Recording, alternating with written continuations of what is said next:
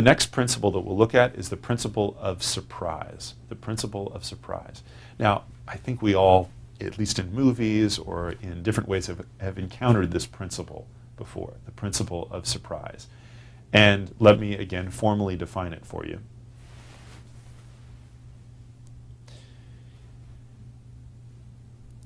If we want to pursue the principle of surprise, understand it with this command: strike the opposing force at a time or place or in a manner for which it is unprepared.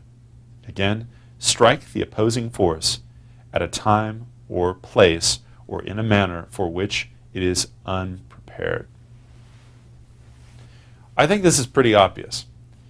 You have to surprise the opponent or surprise the causes of the situation. If these are intelligent organizations or people with vested interests within the bounds of what is moral, and sometimes it's necessary to surprise people in order to surprise the opposing force in order to accomplish an objective. And this has to be handled with moral care. As somebody who teaches organizational ethics, I feel duty-bound to warn you that one way to practice surprise is by lying to people.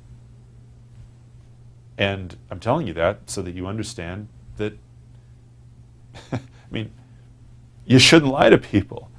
Now, there are times where it's important to wait on revealing certain information, and when and how that's done is certainly a thorny organizational ethical issue.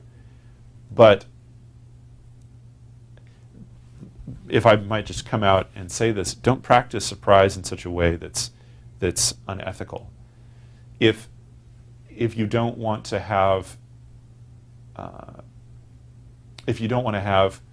complaining in your organization because you are going to be laying off people, but you also know that those people need to have time to prepare to look for another job because they're going to be laid off, would you want to be surprised by the loss of your job just because that was more helpful to your organization? Well, I think you can see that that's treacherous, right?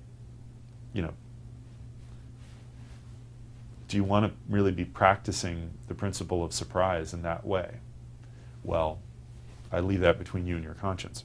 But in terms of applying the principle of surprise in a sort of competition way where you're competing with another organization or business situation and in a fair and ethical way, keep this in mind. You always want to practice the principle of surprise in such a way that the opposing force is surprised, but in the same way you are still working within the realm of experience for your constituents, for the people who are supporting you.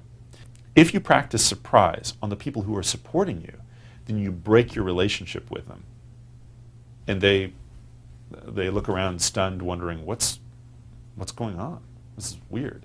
If I can summarize this in one sentence, or in two sentences, you want to be always consistent but never predictable. Always consistent but never predictable.